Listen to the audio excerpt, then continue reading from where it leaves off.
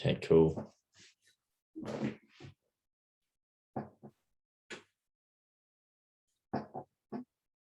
People flooding in. We're going to give it a minute or so just for everyone to join up before we kick off.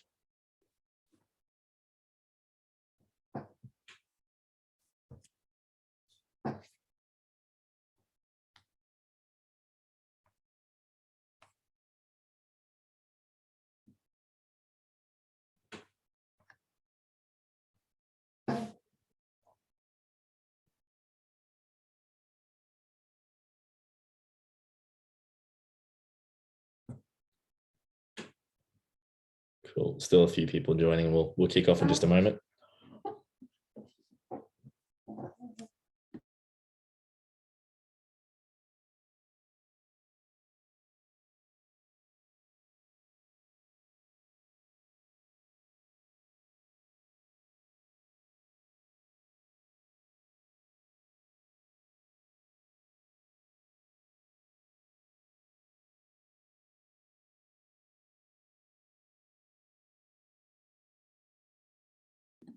All righty, cool. Let's get going. So, cool. Thanks to everyone for joining. You might see this is recording, so there will be a recording sent out afterwards as well for anyone who doesn't get the chance to make it. But yeah, this is a webinar that we've kind of put together with Halo Financial for basically the borders in Australia opening up. A lot of people looking to go home, and so in association with Halo, we've kind of put together a panel of experts to talk about various topics. My name is Ben.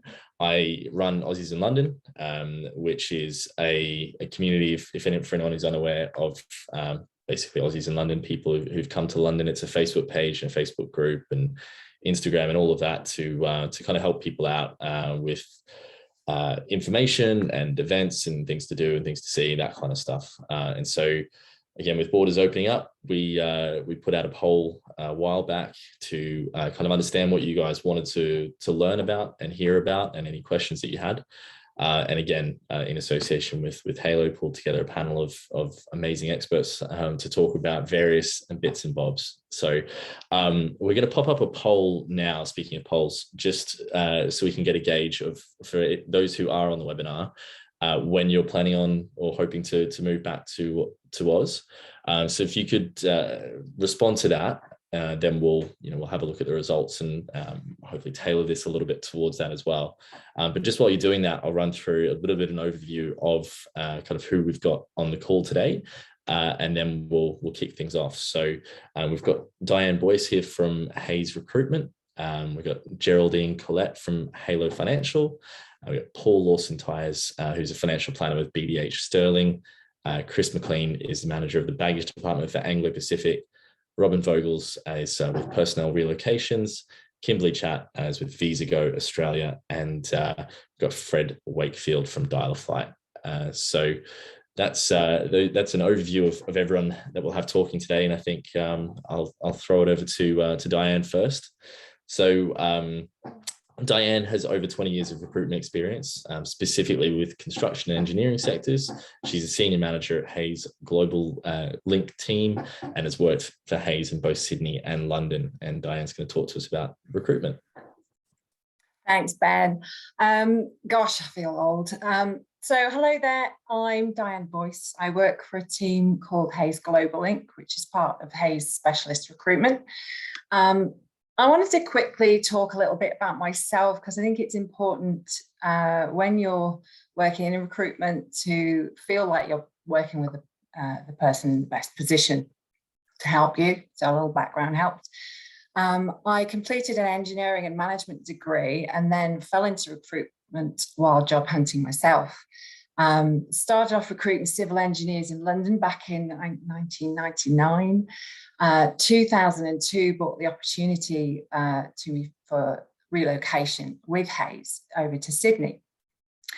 So like everyone on this call, I had always wanted to travel. So here I specialised in construction recruitment, and then 4 years later, in 2006, I returned to London to settle nearer home. It's a huge decision. It's not one to underestimate. And so I'm sure a lot of you are in that position at the moment yourselves. Now, so if you could go to the next slide. Hays Global Link is part of Hays Specialist Recruitment. Global Link is now 15 years old, and Hays Recruitment as a whole is over 50. You can see here where we are positioned across the globe. So our operation recruits into Australia and New Zealand, but you can see there's 240 offices in 33 countries now. So you might know Hays from here in the UK, or experiences around the globe with Hays. Next slide, please.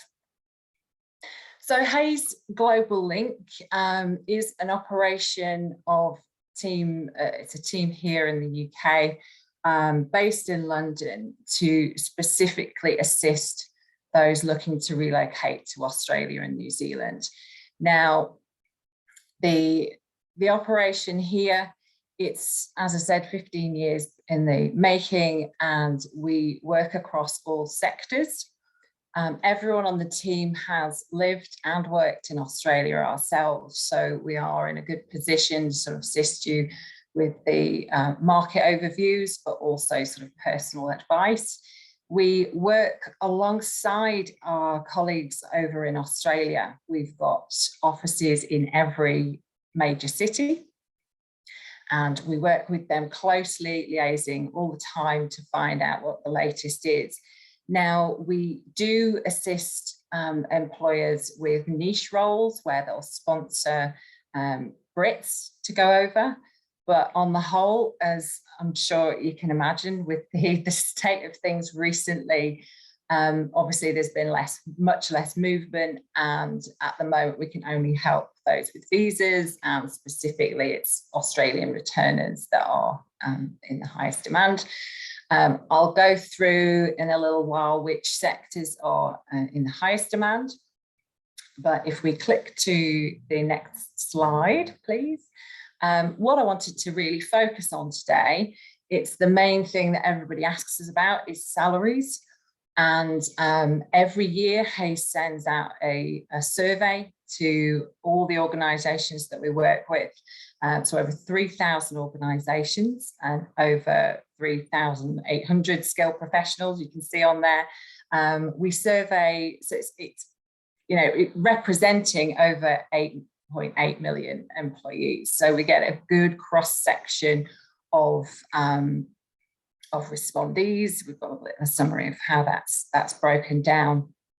And rather than break it down into sector, which is really difficult in the 10 minutes we've got today, I wanted to direct you here and pull out a few key insights.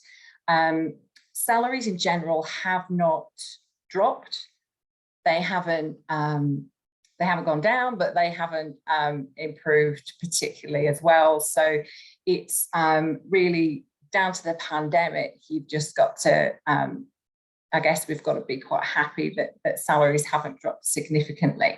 Now, making the transition from here in the UK, it's difficult to make that comparison. So I wanted to stress that today as well.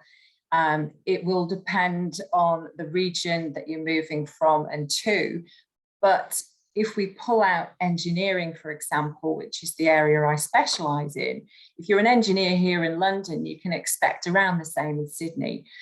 But if you look at the direct exchange rate, if you're in IT, for example, unfortunately, you're going to have to expect a bit of a drop in salary. So it's key for us to, direct you to the salary survey, have a look at those ranges, but also look at the cost of living in the area that you're moving to, and speak to your specialist so you know what to expect. If we click onto the next slide now, I wanted to pull out, as I said, some key insights that came from the survey. Now, one being the skills gap challenge, which we're going to be faced with. Now, this is great news for everybody on this call. The border closures have meant that 64% of survey respondees say that skill shortages will impact their operations over the next 12 months. 22% believe that they do not have the talent to achieve their objectives. Now, so this is key for everybody on this call. You've got to, I guess, feel confident in your own abilities and the fact that you are needed back home, and we will be able to help you and get options for you while you are still here in the UK. Our aim is to get you as near to the job offer as we can, and there's certain key areas where we should be able to get you remote interviews and get you set up even while you're here, if that's what you choose. So the next insight, if we can go on to the next slide, was how employers are, we've got here, they're walking a fine line between rewarding staff and maintaining costs. They're in a tricky situation at the moment. Employees surveyed came back expecting a salary increase. Employers who were surveyed were not expecting to be offering huge increases. So there's that gap as well. So the way around it, from employers that we surveyed, we obviously asked how they were going to improve the situation for their employees. They've brought it down to benefits, upskilling, and they've highlighted that hybrid, those who have adapted to the hybrid working environment did say that it's going to be here to stay. It's improved people's work-life balance. It's seen as a huge benefit. And so it is seen now as a way of attracting and retaining the staff that they have. So upskilling, being offered in-house training to maintain the workforce that they have is recognised as being key, which is one of the other main insights.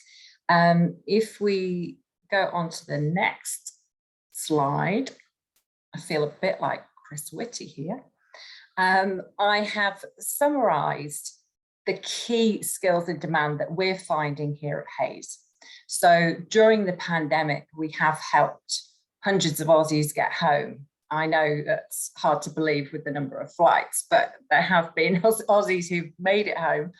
And in these key areas, those are the ones where we've been able to get offers prior to arrival, and at the very least, interviews or remote interviews lined up for arrival.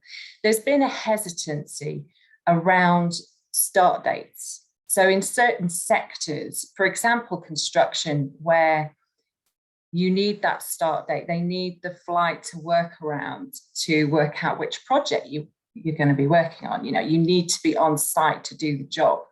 So working remotely is very difficult. On the engineering side, if you're office-based, then you can work remotely. But in that sector on the whole, we needed a date to work to, and with flights being cancelled, it was a little bit tricky. But listed are those professions where demand is so high, you will be considered from here. And one of the positives that came from the pandemic is that employers had to adapt. Those employers who in the past would never have considered making those big hiring decisions remotely now have had to. But the great thing for individuals who are based here in the UK is that we can set up interviews back to back.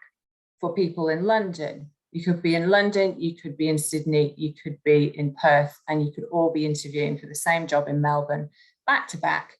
Doesn't matter where you're based, you can all be assessed on a par with each other. So that's been a huge positive to come from that. One of those areas that's a little different is we've found in marketing, digital and technology. So we've listed there some key areas, individuals that we have been able to help from here in the UK, and where we've been able to start them remotely. and simply because it's the nature of the industry. They've been able to send over tech where required. Onboarding can happen remotely, and you can carry out your role quite sufficiently here. Time difference sometimes a bit of an issue, but we've found that when, certainly back in January when some of the flights were cancelled, it enabled individuals to carry on with the process as planned. They just started work remotely here, did the onboarding here, and when they'd handed in their notice here in the UK, it meant that they weren't out of pocket, because otherwise it would be quite tricky. So I've listed some other areas within finance and HR as well. Within HR is particularly learning and development, which is in higher demand at the moment. I think the demands are going to change over the next few months, but we just wanted to highlight these areas today. It doesn't mean that if you're not on the list, we can't help you. But these are key areas that I've highlighted where we are more likely to get you the offers from here. So I just wanted to sort of highlight those today. So if we could go to the next slide. I wanted to summarize how the global sort of interview and hiring process could work. Certainly it's not definitive. It does vary from sector to sector, but this sort of gives you a bit of an idea of how it could potentially work. As I've stated before, a lot of locals in Australia have had to be interviewing over Teams and Zoom and Skype lately as well. So, you're not going to be on the back foot over here. Now, as stated earlier, on the whole, we can only assist at the moment Aussies returning home and those who've achieved permanent residency. But with returning prior to the borders opening in full to backpackers, for example, it may actually be a strategic move, is our thought, before the floodgates open, so to speak. So it might be worth, if you were considering sort of timings of when to return, that may be something to keep in mind. But for more detail on the hiring process for your sector, it will be key for you to reach out to your Global Link specialist directly. I work with a team here in London. There are a number of us. I cover obviously construction and engineering in particular. But if you get your pens at the ready, if we go to the next slide, these are the bits and bobs that you need. This highlights here who is who on the team. I cover construction, engineering, architecture, property as well. So if you make a note of our email addresses, then please do reach out directly. As I said, we've all lived and worked in Australia, and we've worked within our sectors for a number of years now. So we'll be able to offer some in-depth advice, and then we can get down to specifics for you on salary and how far we're likely to be able to get with the process. We will use past examples, but also the new information that comes through day to day from our colleagues. With the salary survey there, you've got the direct link to download your portion of the salary survey, and there are many more insights in there as well, questions that we've asked of employers about their plans for hiring for the new year, whether they're planning salary increases, etc. So, and I must stress that you will work with us here in the UK, but also with your sector specialist in the city that you're planning to arrive in. We've got offices obviously around Australia, as I said earlier. So you will work with us here, but also with the individual on the ground over in Australia. They will be the ones with the relationships with the companies, and they will form that relationship with yourself and then be in a stronger position to introduce you. So if you want to find out more about Global Link, there's the website there as well. Sorry, you've clicked on. So that's about it from me. We're going to hang around for some questions, but thank you for listening, and back to you, Ben. Thanks, Diane. Yeah, cool. That was really interesting. And also, yeah, you touched on it there. I forgot to mention at the start, if you do have questions, pop them in the Q&A section and we'll get to them all at the end if we've got time. But that was really interesting. Geraldine is up next. Geraldine's from Halo Financial.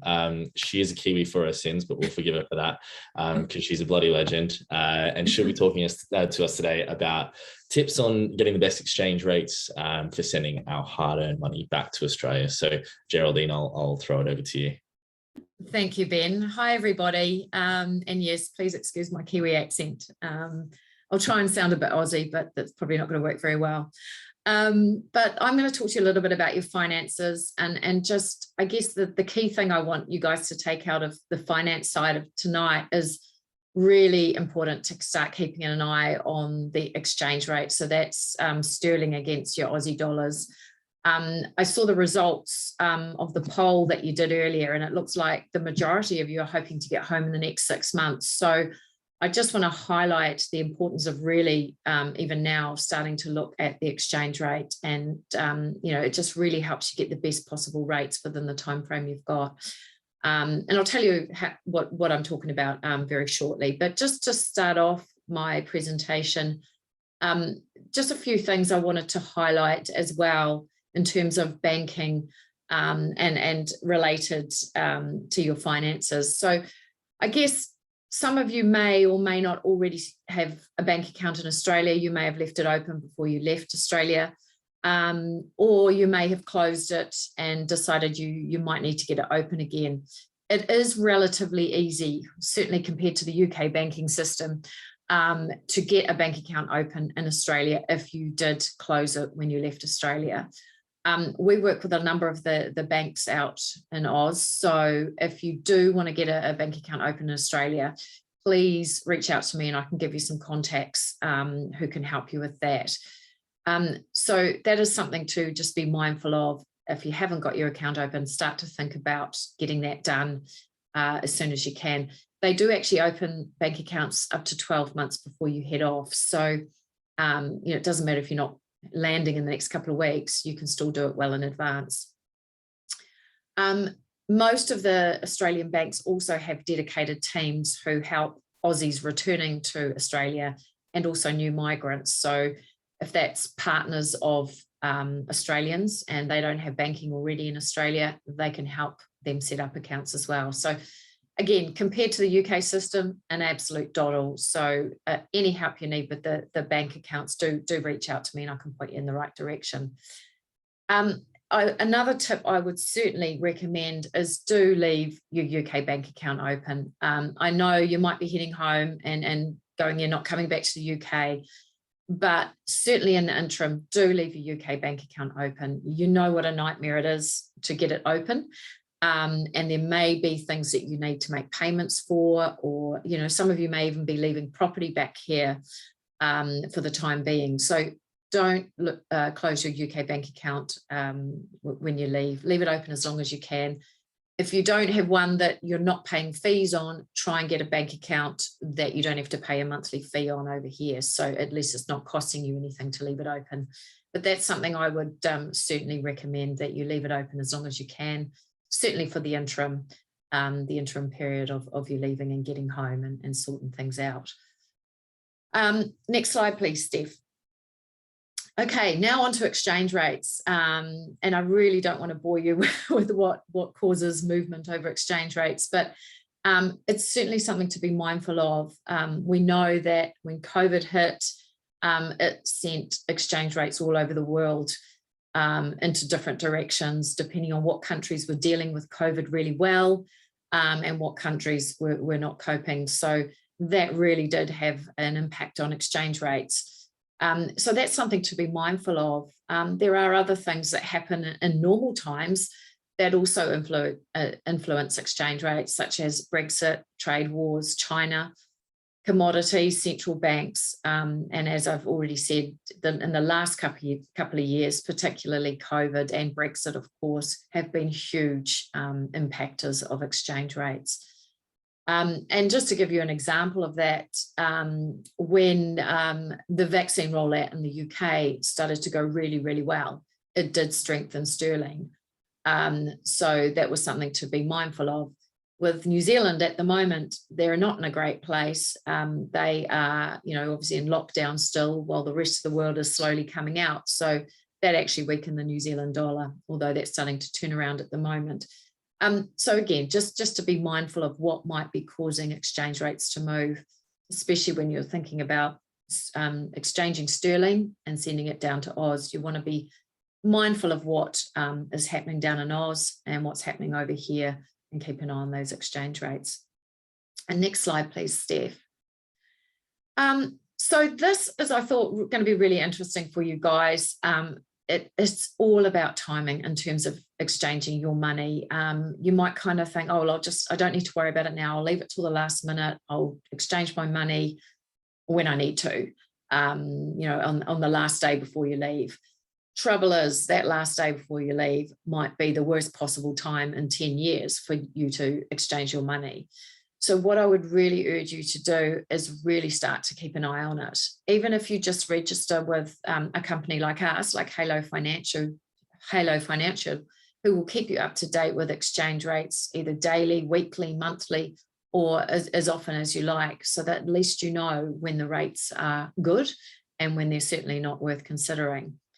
And the reason I talk about timing is you can see from this chart the difference timing can make and the extra money you can take home with you by just looking at the timing and having someone guide you on getting the timing right. So if you look back at the first peak back in April 2020, if you'd had 100,000 sterling to take home, you would have got $204,000. So that's quite a good rate. And then obviously, as you see, it tanked and then it kept tanking until sort of towards the end of 2021. That was December time.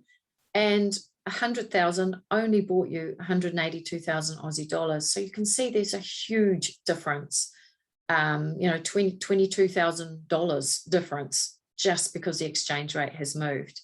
And that can move, that can take months to move, or it can go up and down, like you can see in the chart there. We had another more movement, as you can see. It sort of plateaued a bit, and then it went back up again to kind of the yearly high of 191, which was back in August, mid-August. And your 100,000 would have bought you 191. So not as good as it was in April 2020, but certainly a lot better than it was at the end of last year. So there you can see we've had a peak in August of this year, and as you can see, it's just been dipping and dipping and dipping again. And we're currently at around 182 at the moment. So it's not great, but if you leave yourself enough time, like quite a few months, then you've actually got a better chance of getting a really good exchange rate if you do keep an eye on it and get some guidance on what's happening with these rates. So hopefully that kind of sets out and starts to plant a seed in your mind about starting to keep an eye on the exchange rates. Next slide, Steph. So just a little bit about us and how we can actually help you with that. We specialise in foreign exchange. I by no means know much about when is a good time to change your money. I'm not a currency specialist. I don't sit in front of screens all day and watch exchange rates moving up and down, but the team in our office does. They're currency specialists, they're experts. They've been doing it for years and years and years. They're very experienced, and they can provide some really good guidance on exchange rate, what's been happening, but also what might happen in the future when certain announcements are made, lockdowns happen, vaccine rollouts happen. They can give you some guidance of what happens to sterling against Aussie dollar. And that's some really good information to have. So we're good old-fashioned humans and people as well. So if you want to talk to us, we can actually give you that guidance over the phone or by email, but at least it's actually humans that you're dealing with. We're very, very customer focused. We're all about the customer, all about making sure that our clients get the best possible rates within the time frame that we've got. So we work as an alternative to using your bank, which you would normally, most of you would normally use a bank to transfer your funds back to Australia. So we operate the same way, but our rates are significantly better, usually around 3 or 4% better exchange rates. So when you're talking, you know, 6 figures, that's quite a big difference we can make for you. And we don't charge fees as well. So that means you're going to end up with more Aussie dollars than you might have done. We've also got a range of foreign exchange solutions. So it's not just about, here's the rate, do you want to take that rate or leave it? We can actually build a plan with you to make sure we work through what the best solutions are for the time frame that you've got. We can lock in exchange rates for you and hold them for up to 2 years if you want to, if you potentially selling a house but you haven't got the funds ready, but the rate's really in your favor. We can do all sorts of things like that. So it's certainly worth a chat with one of our currency experts to go through and build a plan so that you can get those great rates. You will have your own dedicated currency expert who'll be your point of contact, and they'll be at the end of the phone or email whenever you need them. So certainly something worth keeping an eye on. For those of you that do prefer not to speak to people and you want to just use an online platform, we do have an online platform as well. So if that's what you'd prefer to do, we can do that as well. By all means, call us, get some information, get some guidance, and then go online and do it online. It's absolutely fine. And I know, you know, with COVID, there's been a lot of scams around. There's been a lot of account hackings and everything with, you know, COVID going on. And I know people are very concerned about safety and security. But we are FCA authorised and we are a safe and secure organisation.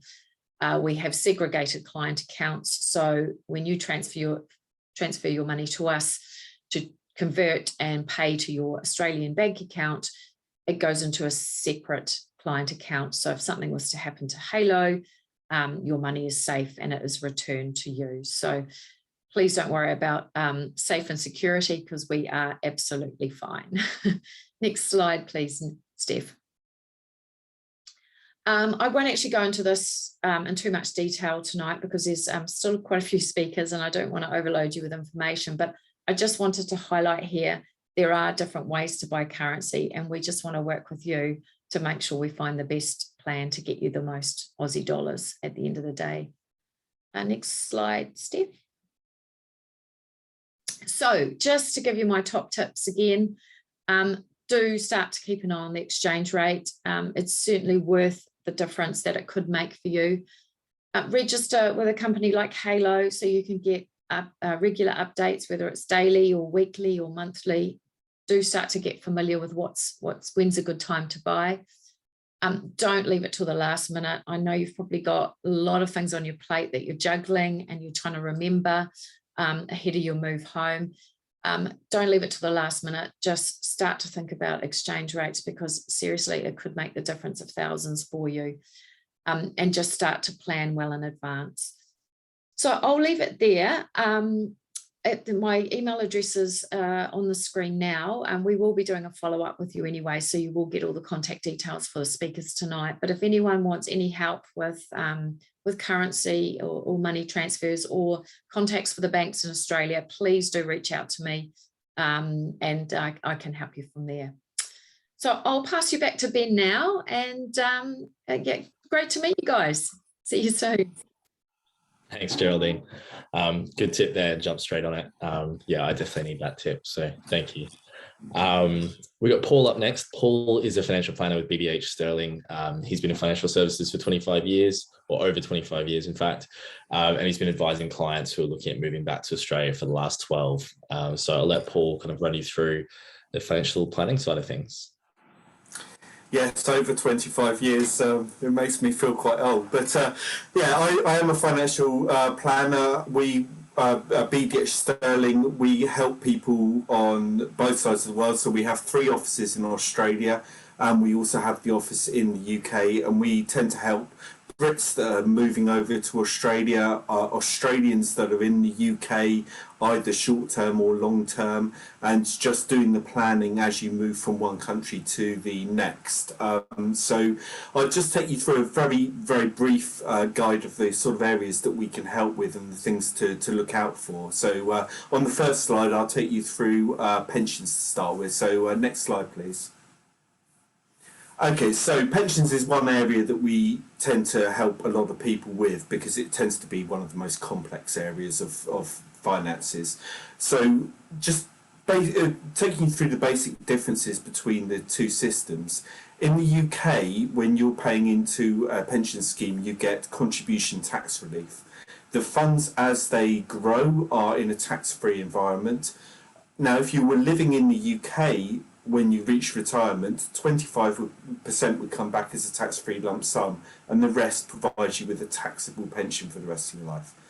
Now, once you've moved to Australia, if you were to draw on that UK scheme, then the Australian tax office would also look to tax the income that you receive.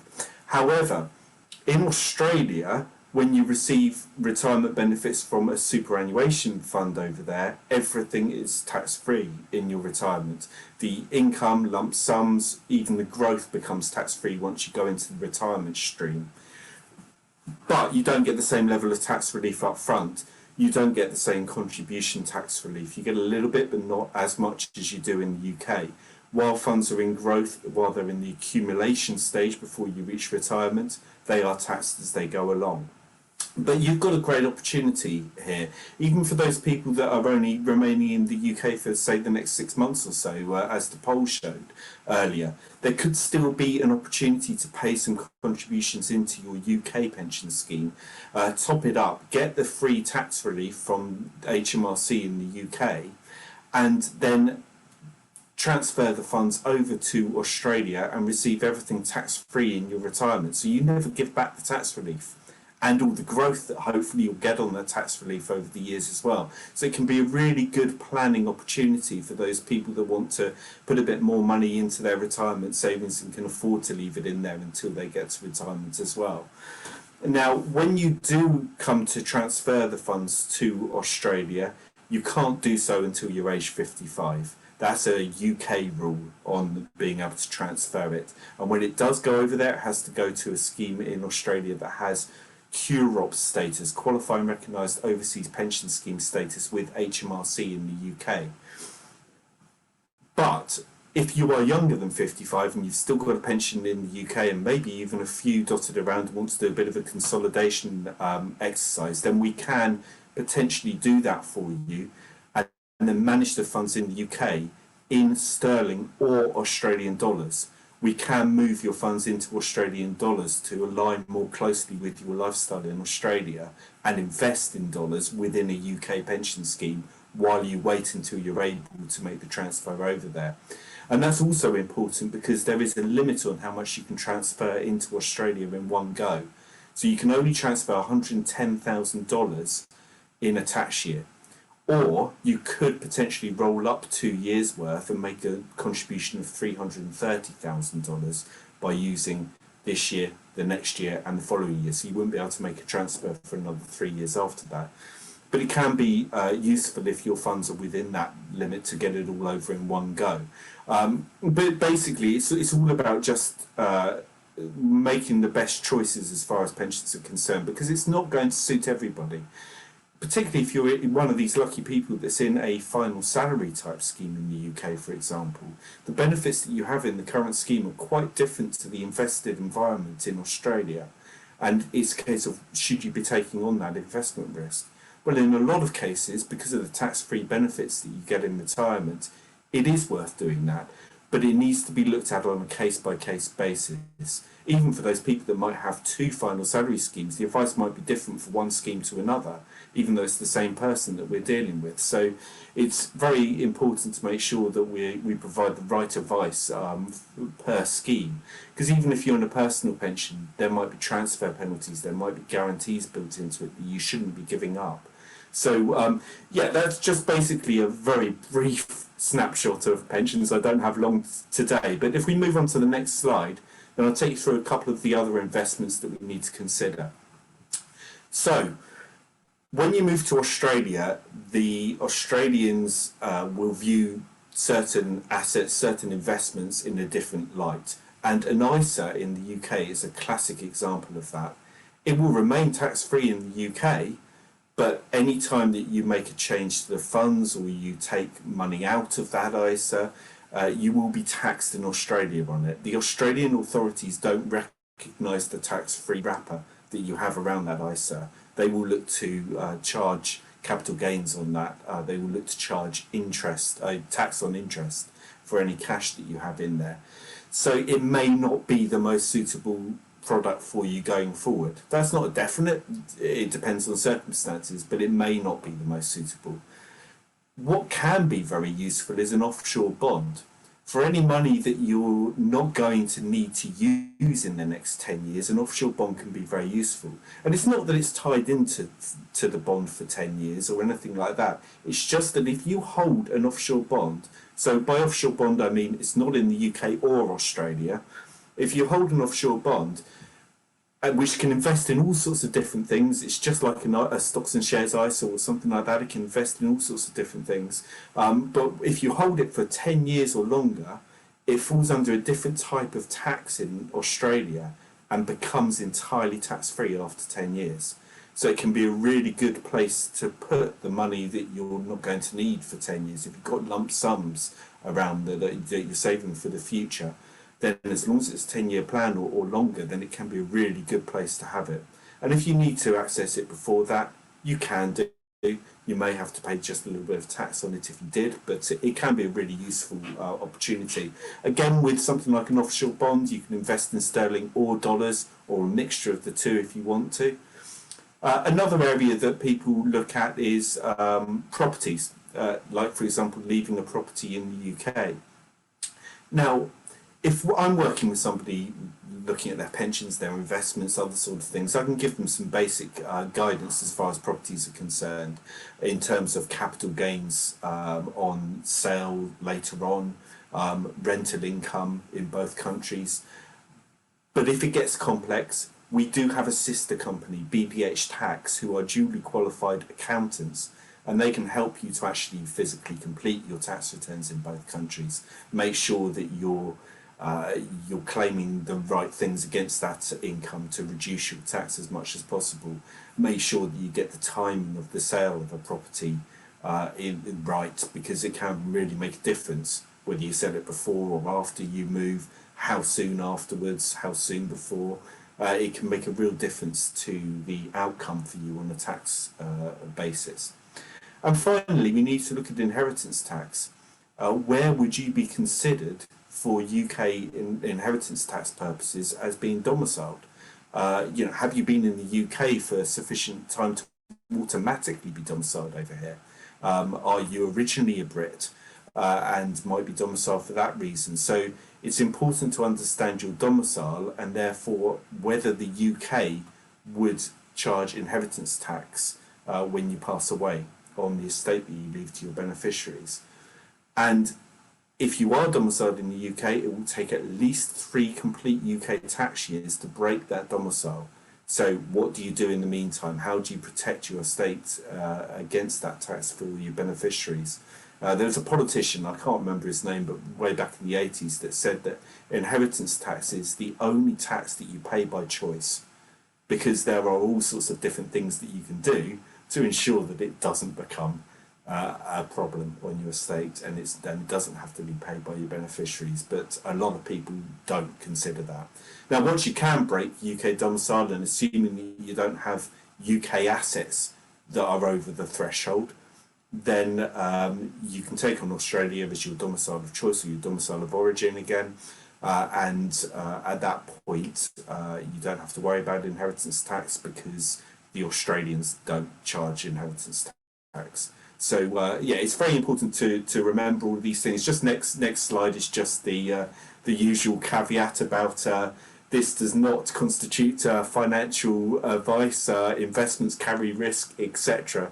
If you do want to get some advice, you want to find out more information about these areas that I've skimmed past today, then please do get in contact with us at leads@bdhsterling.com, and we will be happy to see how we might be able to help with that. And that's my lot. Thank you. Brilliant, Paul. Thanks for that, mate. I'm actually a financial planner and a mortgage broker by trade, and I've never heard anyone make CUROPs and domiciles sound as interesting as you did, mate. So thank you very much for that. I'll throw over next to Chris, who's manager of the baggage department for Anglo Pacific. He's Anglo Pacific's one of the premier international removal companies in the UK, and Chris has 15 years personal experience in the industry. So Chris, do you want to talk to us about that? Cheers, Ben. I think we'll just jump straight into it. Can I grab the first slide, please? Yeah, so the most important factor when arranging an international move, I think a few of the people speaking previously have said it as well, it's just important to start planning early. I guess the second you book your ticket, you'll probably be pretty acutely aware of whether you can take all of your stuff across in your bags or whether you're going to need to sort of come up with some sort of a solution in order to get your stuff across. If it is the latter and you need to make a plan, we have a lot of options available to you. The baggage department, obviously, that's at the sort of more economic end of it. That's a self-pack service. You can pack your goods away in an arrangement where one person can come and collect it. So it's a 30 kilo max per box service, basically. On the other end of the scale, you will have like a full scale removal service, which would be full households getting packed up and sort of loaded at a container at your house. In between, what we find, a lot of people will have a sort of a few boxes and a bit of furniture, and we call that a mini move service. So you might not know exactly where you sit. It might be somewhere in between baggage service, plus you might wish to add a bit of furniture at the end. You don't have to make your final decision on day one, but it is helpful to have a sort of a plan A and a plan B as you go. Within all of the departments and the services that we offer, you also have different transit options. So you've got your sea freight and you've got your air freight or air courier options. Obviously the sea freight's the cheapest service, whereas the air courier or the air freight you might want to look at if you need some stuff to arrive within a certain time frame, if you need some stuff for work or something like that. Often, again, you might not know exactly how you're going to send all of your stuff at the beginning, but a lot of the time what we find is people use a combination of services to get it over there. I can have the next slide, please. So then I guess your first experience, once you've decided that you're going to go ahead, your first experience with the removal will be when the boxes show up. We find that there's a wide range of packing materials that people tend to use when moving, but our materials which we provide are export quality, and you will find a lot of the places out there, they'll sell like a moving box, or a storage company might have a box. If the box is for a move down the road or across town or to move your stuff into storage, it has a very different sort of quality than an export carton. So it is very advisable, I guess, to make sure that you got the right material for the job.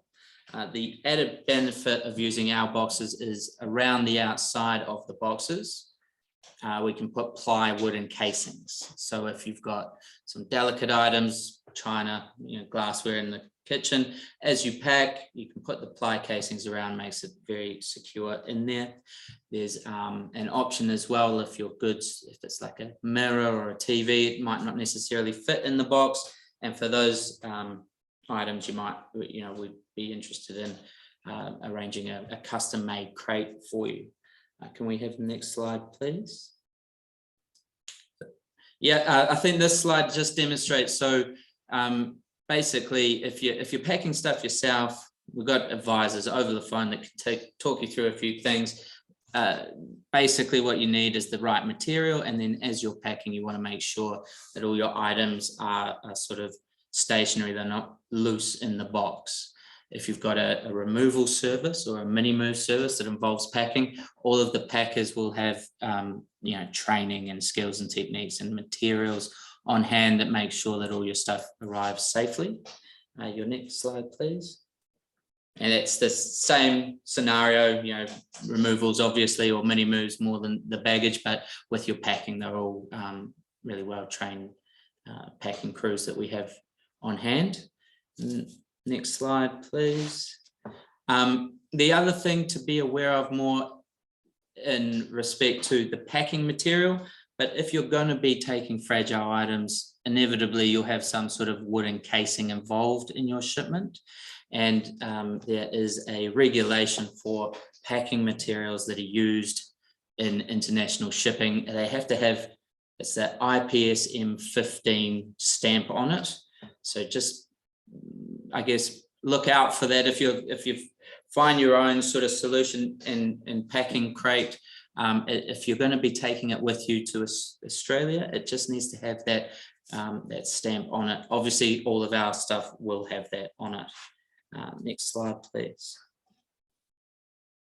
Once you're all packed up, obviously we've got to make some sort of arrangement to come collect it. The scenario in this slide here would be a typical scenario of sort of a full household pack. So the container is loaded, a container is sealed, and then that seal will remain intact until it arrives into Australia.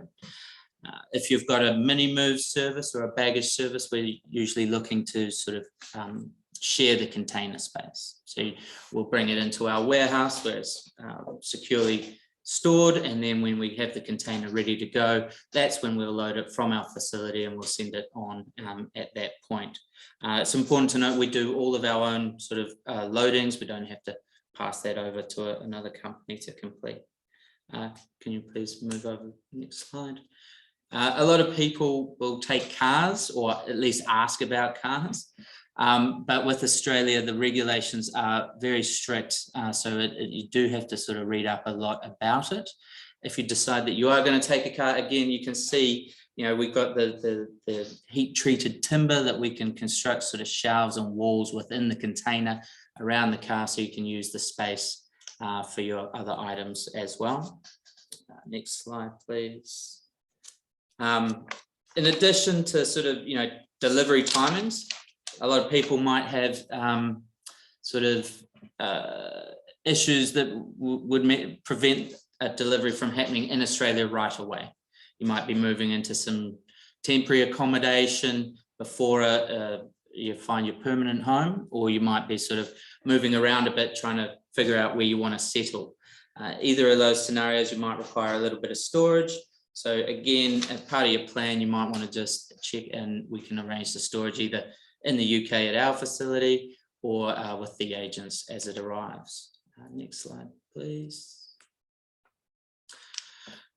So how it gets there, basically. So probably the question most people want to know. So the courier service and the air freight service, they are very quick, even in this time. You get tracking as it goes, and you'll find it, usually arrives in a week just over. The sea freight service is the one that is facing the most disruption. And what we provide in the sea freight service for, I guess, tracking is, as it departs, you'll see that the shipping, the container has a sort of a charted, plotted sort of path to Australia, various points and stops along the way. And as it departs, at the time of departure, those will be estimated dates for when that ship is arriving. And as those sort of places are met and the ship arrives, those estimates will turn into actual dates. And yeah, I guess as you can probably see in the news, a lot of the ports are dealing with a significant amount of congestion. And what we're finding is that there is, often a bit of a delay that sort of builds up as it goes along. The main thing to be aware of, though, is that when on the other side of this, we have an agent that receives the goods when it does get there. And those agents keep track of these delays as they go, and they also keep track of sort of what is coming into them. And so there's, that they'll proactively reach out to you and let you know, what to sort of be aware of and what sort of time to expect your goods. Can we have the last slide, please? Yes, so once the ship does arrive, or the plane or whatever, it's going to arrive and go through a customs clearance procedure. There's going to be a fee related to that inspection, and that fee is fairly predictable. So we can, based on your volume, based on your shipping option, we can tell you pretty much what the the inspection charge should be. There's nothing too scary about the inspection. As returning Australians, you'll probably be very aware of the things that you don't want to send, anything that's come into contact with animals, anything, make sure everything's clean, no dirt, that sort of stuff. But as long as you stay away from most of those pitfalls, I guess it's a fairly routine process. Once it's arranged, the agent will reach out to you and arrange a delivery through to your door. And that is basically the process. So final slide, I think we've just got our logo and that'll be it. Thanks for your time. Brilliant. Thanks, Chris. Super interesting stuff, mate. Cool. We'll keep moving on. Robin's up next, and Robin is the owner of Personnel Relocations. She's also the co-author of Your DIY Move Guide to Australia, which is quite relevant, of course, and is launching a new migrant networking platform in March 2022. Robin's also the only panelist who's joining us from Australia, Melbourne specifically. So, Robin, I'll throw it over to you to take it from there. Thank you, Ben, and good morning, everybody. Sorry, I should say good evening. I do forget that it's evening in your time, but yes, I am in Australia. It's good morning. It is 16 degrees and raining, if you were interested. I do have a South African accent for those of you that are trying to place it. I left South Africa 28 years ago, but the accent has never left me. I have lived in the UK for almost 10 years. In fact, both of my children were born in the UK. I've lived in Australia for 13 years. So I'm well placed to understand where you're leaving and where you're going to. I've also lived in Singapore and France, so moving with children is something I've experienced firsthand and I can relate. Personal Relocations moves families, not the boxes. We move you across the globe, across the country, or even across the city. And today I'm just going to briefly talk about what a relocation company can do for you, give you an update on quarantine, touch on budgeting and common mistakes that I see Aussies make when they return. So thank you for that. This slide. I am the owner of Personnel Relocations. I'm the co-author of Your DIY Move Guide to Australia, which is available on Amazon. And I'm also partner of Immigrant Networks, which is launching in Australia in early 2022. Immigrant Networks is a networking, job search and marketplace for migrants. It's going to be a very unique ecosystem, so do watch out for that launch. Next slide, please. So just a quick background, Personnel Relocation started in 2008. We have grown organically year on year. All of our business comes from referrals to corporates or to other families. And we work on relocations that might only be 5 hours to help you orientate yourself, or it could be the full suite of project management down to milk in the fridge for your arrival. So if relocation support is something you've never used or perhaps not sure what it's about, I'll give you a quick overview on the next slide. on average, we will save a single or couple around $5,000 on their move and a family around $7,000. The quicker the family returns to their routine, the more money you can save. And in 95% of our relocations, we eliminate the need for an Airbnb or a hotel accommodation. So that in itself will save you thousands. We get to know you, we understand your family and what your needs are, and we help you decide on suburbs, shortlist homes, and can even inspect a home on your behalf. We then work with you to apply for the rental and also the relationship with the estate agents to help you get shortlisted. Falling over my words today, I need more coffee. The rental market is still very hard and fast here, and it's been a nightmare during COVID. We've certainly been moving people that are still on the PIMSOL list. The PIMSOL list is the priority list for Australians. So not only Australians returning, but a lot of doctors and high-level managements we have still been moving. But on going back to some sort of normal now, rental inspections are only 15 minutes. With a lot of competition. I can't even stress how much competition, especially down Mornington Peninsula way or seaside of Sydney. There is a lot of competition out there where we might have only had 5 or 10 people before. We're now having 20 or 30 people at an open inspection. So getting you into your first home, whether that's a rental or you've purchased a home as a returning Aussie, getting you back to that routine is where we really save you a lot of money and helping you through everything. Some of the hidden costs that people forget about can be, we're still on that slide, thank you, I was just checking the slide. Some of the hidden costs that people forget about can be school uniforms and books. So if you have school-aged children, make sure those things are on your spreadsheet. Eating out. Takeaways. If you're not moving directly into your own rental, you're going to be driving around, you're jet lagged, you stop for food. Public transport cards are not free in every state. In Melbourne, for example, they're around $6.90 per card. And don't forget to budget the credit or top up of that card. So those are just some of the things that I find people get to their first week of being back here and they've spent $600-700 and can't really account for it. Next slide, please. Let's chat about quarantine. So, last Monday, quarantine was abolished in Melbourne and Sydney.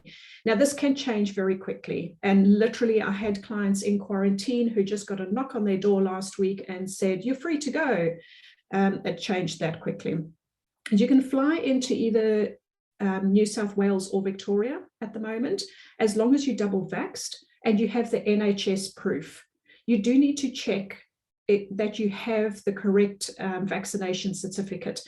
I know one of my clients from the UK, the one that got the knock on the door, the one partner had an NHS proof and the other one had a pharmacy proof, which wasn't sufficient.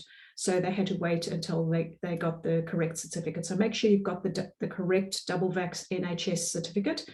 You must have had your second dose no less than 7 days prior to departure, and you must pass a COVID test 72 hours prior. There's also no quarantine between the 2 interstate borders. I've had clients arrive this week who had planned to fly into Sydney because at that time Melbourne wasn't accepting flights. They were able to arrive in Sydney. You need to do another COVID test before you fly onto Melbourne. They could do that in the airport, just a rapid test at the airport. And literally they flew into Sydney at 6:30 in the morning and flew into Melbourne at 1 p.m. Permits, COVID test, everything done. So you can travel between those 2 states and those 2 cities. Queensland, South Australia, and WA, as well as Tasmania, all still have 14 days quarantine. WA will not be opening until everybody is double vaxxed 90%, which they're only expecting in the new year. So WA can still be really difficult to get into. ACT, there's no direct flights. You need to enter via Sydney or Melbourne and then travel on to ACT. Next slide, please. Just a few things that I wanted to run through also that perhaps Aussies need to be reminded of. Obviously, each state and territory can be a little bit different, so please do your homework in the state that you'll be arriving into. And just going through a couple of things. The next slide, please. Many Aussies perhaps are moving back with children, and perhaps you didn't have children when you left. I'm just going to give you a very quick overview of schooling, because that's definitely one of the questions I get asked a lot. You know, we didn't have children when we left Australia, we now have them. What do we need to do? So there's 3 streams of schooling. You've got private, semi-private, and state schools. The school zones are in place for state schools, and they're very strict. You must find a home and then present the school with a lease of at least 1 year. If your new home is in that school zone, they will take your child. There's not an opportunity, though, to approach another nearby school and ask if your child can go there. So I want to give a little warning. If you're looking at homes on Domain or realestate.com, they often say near the bottom of the advert, the closest school is Bellevue Primary. Remember that is not necessarily the zoned school. It's the closest school, but the zones are not direct lines or squares. They're based on the population. So just because the home search lists the closest school, it does not mean it's the zone school, and many get caught out with this. Private and semi-private schools are not zoned, but they do come with a pretty price in school fees. These are all considerations when you're looking at suburbs. You need to consider your school zone and do the research on the schools, or get us to help you with choosing the schools and the right home for that zone. Next thing that has changed, next slide, please. These are just a couple of things that I often see Aussies when they're returning here. AIR is the Australian Immunisation Register.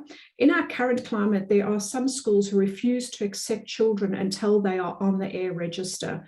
And this can take up to 2 weeks to get onto the register once you've seen a GP. So 2 things here. Go and see your GP, or go and see a GP and get children onto the AIR register as soon as you arrive. And secondly, the children's little red books, you know, the red books that you have in the UK that have all the immunisations in them, please don't put them in your sea container. Carry them with you on the aeroplane. You're going to need those. Tax file numbers, TFNs, dig that out if you had one prior to departure. You will get taxed on the highest tax bracket if you don't have a TFN. If you've never held one, you can apply online with the ATO. Again, another warning, there is no fee on the ATO site to apply for a TFO. So don't get caught up by scams and companies offering to do this for you for a pretty fee. It's free, but make sure you're on the ATO site and apply for your TFN. If you are traveling with, so perhaps you're an Aussie returning, but you have British nationals with you or some sort of nationality, they're going to need a TFN. They can only apply once you land. Okay. Driving license, is your license still valid either in the UK or Australia? Check this sooner rather than later.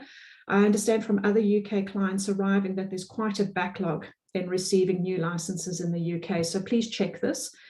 Don't arrive here with an expired license in either event.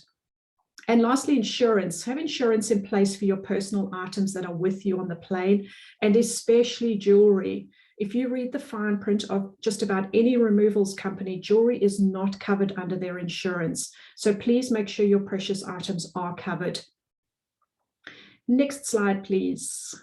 Now, this is a warning. You may have experienced this yourself in Australia, but if not, I just wanted to bring this to your attention when you're looking at realestate.com or whichever website you're looking at homes. It can be exciting and you're looking online and you can see your dream Aussie home, but please be realistic with your budget and work with somebody to make sure that your budget matches your expectations. There are many things that affect a rental budget. There's proximity to the city, proximity to the beach, train lines, etc. You need to understand what your budget is per area. So these 2 photos give you an example of the advertised properties and then what I have personally seen when I've arrived. So picture 1, you can see a beautifully presented apartment in the city. The reality of what I arrived to on that Saturday morning with 20 other people to inspect it was quite visible. And I can tell you that the residents were still asleep at 11 o'clock in the morning as well. The same thing can be said for picture 2. Gorgeous apartment. It's advertised with sea views. However, the cladding was being redone for safety concerns, and the scaffolding would be up until February next year. So the entire summer would have been looking through the scaffolding. If something is cheap, it's cheap for a reason. Use Google Maps, check your train lines, check busy roads. These all bring down the price of a rental. And of course, we do help people who might be wishing to buy a home. So if you feel that's you, please do get in contact with us. Next slide. Repatriation. I just wanted to touch on this very quickly. I know we don't have a lot of time, but don't expect that everyone's going to rush around you and be excited that you're back and all want to hear your stories. That might last for a few minutes, but I generally find that people decide they want to give you some space. And you, on the other hand, can take it personally. So please don't take it personally. Also, don't expect that life will be as normal as it was, or as it was maybe as a kid. You sort of come back and think everything's going to be same. Generally, it's not. And repatriation can be as much of a learning curve as when you moved to the UK. You can probably remember when you arrived in the UK feeling like a deer in the headlights. You read every billboard, you read every tin can. You don't know who the local celebrities are, the politicians are, and it can make it hard to jump into conversations.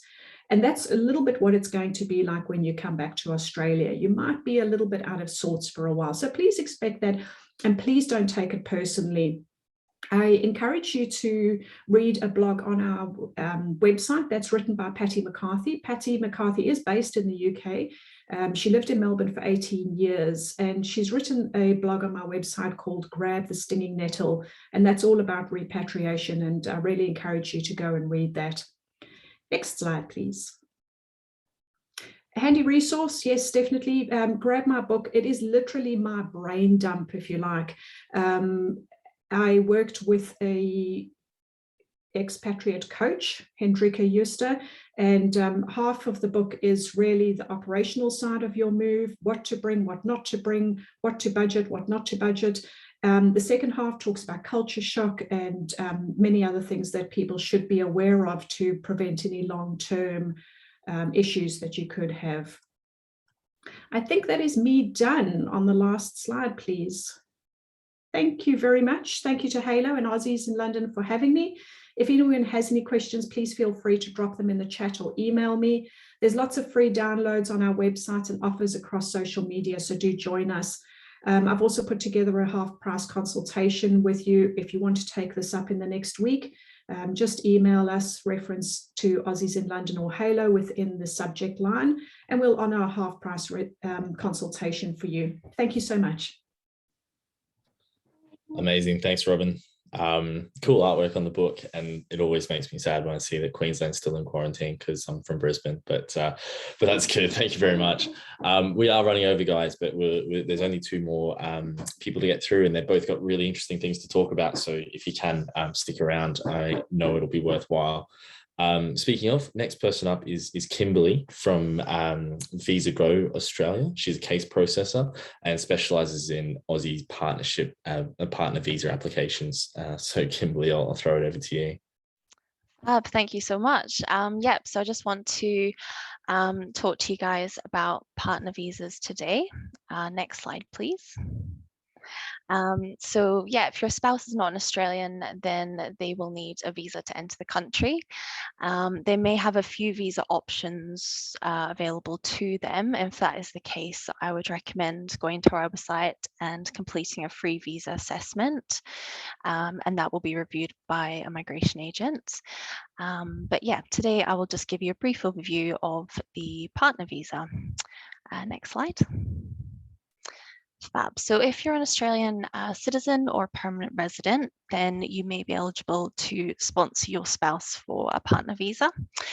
You will need to prove that you are in a genuine relationship.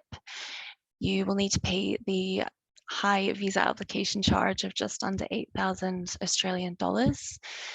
Your partner, the visa applicant, must have no substantial criminal or medical issues, and yourself, the Australian sponsor, must also not have any criminal issues as well. You can apply for the partner visa onshore or offshore. If you do apply offshore, then you will be granted an automatic travel exemption when that partner visa is granted, which will allow you to get into the country during the COVID travel ban. Next slide. So proving your relationship, generally they're looking for a minimum of 12 months de facto evidence. And this is split over a few different categories.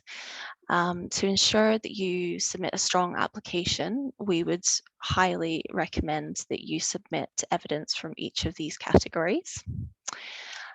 So proof of financial commitment, these are documents such as a joint mortgage or a joint tenancy agreement, a joint bank account, or legal wills listing each other as beneficiaries. The nature of your household is proof that you live together as a couple. This could include mail at the same address, showing your names, joint utility bills, and also if you have any joint responsibilities for pets or children as well. Social aspects of your relationship, this includes things such as joint travel, photographs together, joint invitations, memberships, and events, and you can also include social media on that as well. Your level of commitments, you can include things such as your wedding certificate, evidence of joint children, and knowledge of each other's family and friends as well. So a really good bit of evidence to provide for this would be a Form 888, which is a statutory declaration which your friends and family would complete for your application.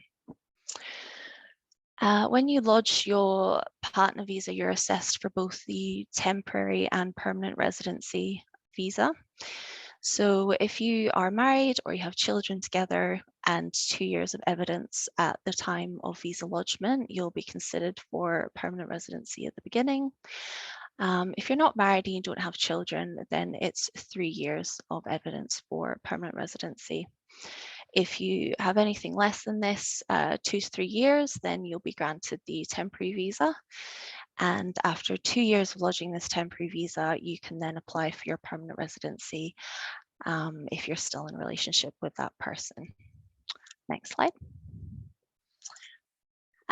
So this is a question we get a lot. What if you do not have the 12 months relationship evidence? Can you still apply for the visa? The answer is not black and white, unfortunately. So every application is assessed on a case-by-case basis. So if you do have less than 12 months, it's not to say that you cannot apply, but you will be expected to provide some substantial evidence of your commitment to one another. If you register your relationship with your Australian home state, this can lessen this 12-month requirement. However, the certificate alone is not enough to be granted a partner visa, so you do need to make sure that you have evidence to submit. If the application is not successful, then you will not be granted a refund, unfortunately, so it's important you get this correct. Next slide. Yep, so lastly, the processing times for partner visas, if you've had a look in the government website, you'll see that they're taking around 12 to 24 months mostly. The good news is that we've been seeing offshore applications in as quick as 3 months. So if you are in a bit of a rush, then we have been seeing them come through quite quickly. To ensure that they go through quickly, we'd recommend preempting your medical and criminal checks and making sure that your application is submitted completely and that your evidence is concise and accurate. And lastly, the application process is due to change. So the sponsor will need to be approved first before you can lodge your partner visa. So it's worth keeping an eye on this as this may increase your processing times. And last slide. I've included our social media there and my email address if you have any questions. Thanks for listening. Cool, amazing, Kimberly. Thank you for that. Yeah, quite an expensive process if you do get it wrong. So very good to have some help from someone like yourself.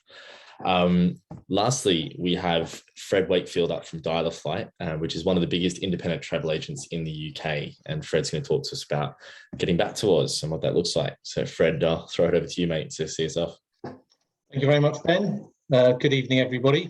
As Ben said, I'm Fred Wakefield from Dial-A-Flight, and firstly, thank you to Halo and Aussies in London for inviting me to speak tonight. I'm the last talk, so I shouldn't be too long. I'm going to talk to you briefly tonight about booking your flights to Australia and how Dial-A-Flight can help you with these. So, as we all know, COVID-19 has had a massive impact on all our lives, and as we start to emerge from the pandemic, or hopefully emerge from the pandemic, we're learning on how to sort of navigate the new normal. So this is especially true in the world of global travel. So planning any trip has become just far more complicated than it was before. So travellers to Australia faced with an ever-changing landscape of international, national and state restrictions, rules and regulations. These can change daily, and to make matters even more complicated, different airlines, even sometimes different check-in staff, can interpret the same rules in different ways. So it really is a complicated landscape out there. So pre-COVID, you could breeze onto a flight with just your passport and boarding pass, no problems. Today, you pretty much need an extra carry-on bag of test results and vaccination certificates and original vaccination certificates dated after certain dates to be even allowed to check in. And the rules on those can change at very short notice. So obviously, we all know that America opened up last week. It opened up on Monday, and on Friday, the American government clarified the rules on pre-departure testing. Those tests which are taken at home suddenly had to be done, and they had to be supervised. So I wouldn't be surprised if soon you're going to be having to book an extra seat on the flight for the person who tested you before you travel, just to verify that that test was real. So it is complicated, joking apart. So, and it is daunting as well. So get it wrong, you know, and you can potentially not get on the flight. So added to that complication is the fact that the airlines are starting back on their long journey to recovery. As you know, Qantas has just restarted its flights to Australia. The routes and schedules are not what they were, and there are less flights than pre-COVID at the moment. You know, it's going to take a while for the airline industry to recover and for it to be able to bring all its planes, bring all its flights, all its pilots back online. So this is making availability and pricing a lot more challenging, although we are seeing some pricing come down a little as more flights come back, which is good news. But it is a very changing landscape, basically. So what can you do to make your booking flights as stress-free as possible? So, well, it's actually slightly more simple than you might imagine. Firstly, you need to define your parameters, decide what needs to work when for you. You've taken a lot of information that I see from this webinar. You know, there's a lot of things to take into account when you're moving back to Australia. So just when you're ready, work out the dates that work for you for travel. These might be dependent on visas and eligibility to get back into Australia. Work out where in Australia you're hoping to travel back to, because that will have an impact, obviously, as places open up. Look at your routing as well. Obviously, you know, the flights to Australia, you can do stopovers if you need to. So do you want to have a day, 2 days, maybe a cheeky 3 weeks in Dubai as you travel over? And then most importantly, when you speak to our dedicated travel teams, what's your flexibility? Talk to them, give them all the information they need, and they'll be able to help find your flight. So once you've defined all of those, then really what I'm going to propose you do is give Dial-A-Flight a call. I obviously would say that, but I really think in this age of COVID, travel in the COVID era, that you really need to let an expert help you navigate your travel. Might have been a bit easier in the past just looking up on online and booking.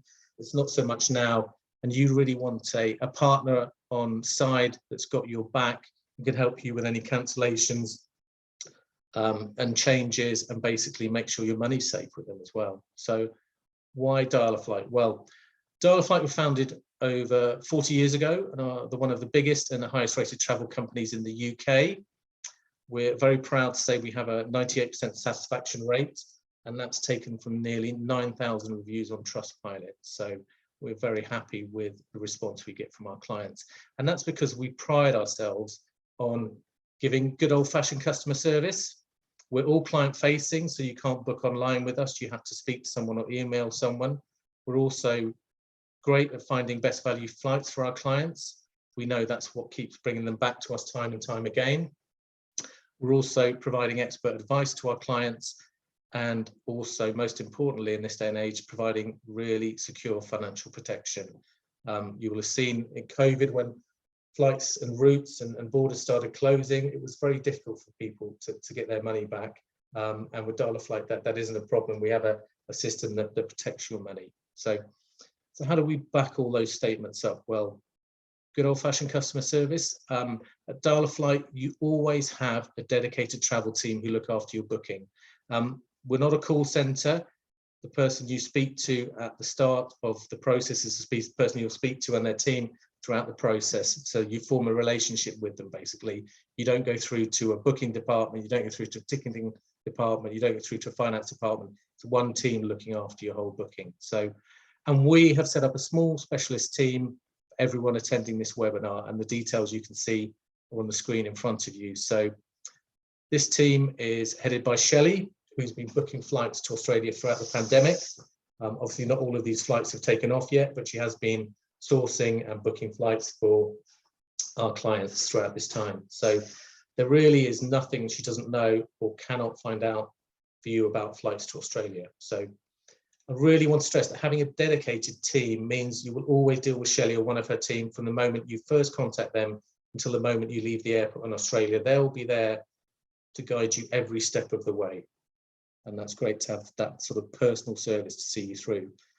Then getting best rates from the UK to Australia. Well, we've been in business for 40 years now. We have a high level of spending. Due to our long-standing relationships and spending power, we're able to access the best rates with all airlines across all routes from the UK to Australia. So we work with all the major airlines, basically. When you talk to us, give us your dates and your flexibility and the options, we will then go out and find the best rates for you from all the major airlines. You know, Singapore, Qatar, Emirates, Qantas, BA. We work with globally all the major global airlines. We also will have access to fares that you never see online. This is something not everyone knows with a travel agent of our stature. We are given exclusive rates by some of the airlines. So if you phone up, talk to us, we can find you rates that you'll never see online.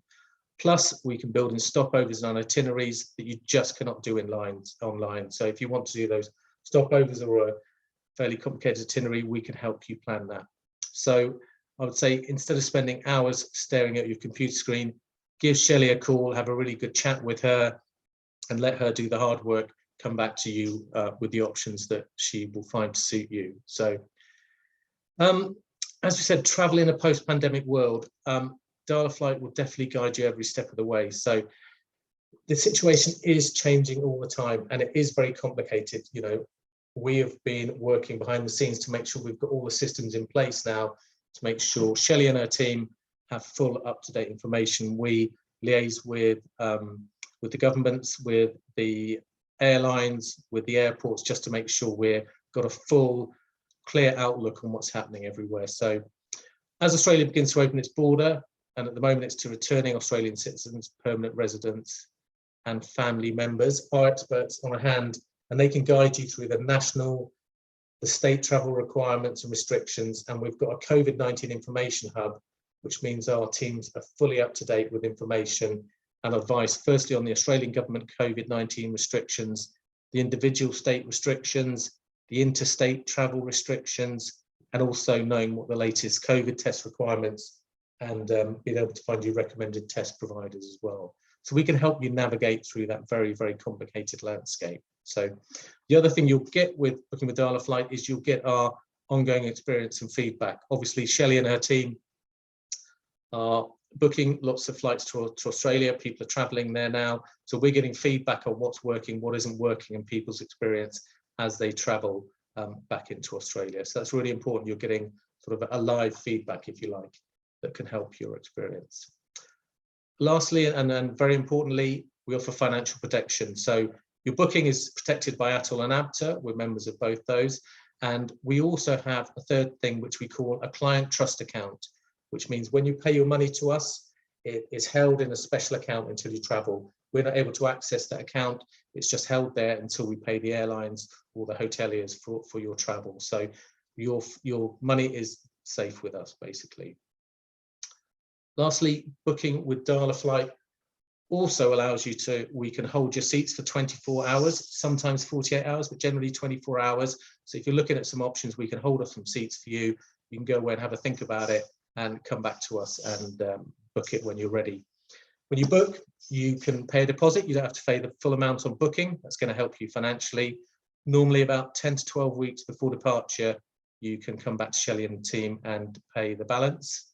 You'll also, it's very important now with all the potential for things to change very quickly, you need to have someone who'll give you full support for the changes, any amendments, any cancellations, things like that. And obviously with Dial-A-Flight, we're travel experts, we can help you navigate all those things. We also have long-standing relationships with these airlines. So sometimes we can go to our airline rep, who we've been working with some of the airline reps for 10, 15, 20 years, you know, and we can go to them and say, look, we've got this problem with an individual client. Can you just give us a help with this problem? And often we can get that to happen.